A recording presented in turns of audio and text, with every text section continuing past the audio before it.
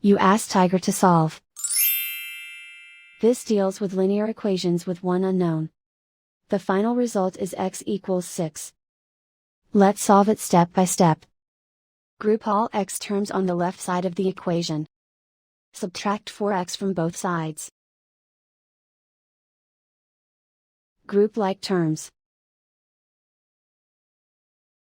Simplify the arithmetic. Group like terms. Simplify the arithmetic. Group all constants on the right side of the equation. Subtract 4 from both sides.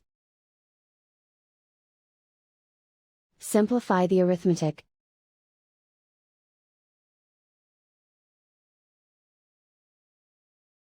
And so the final result is x equals 6.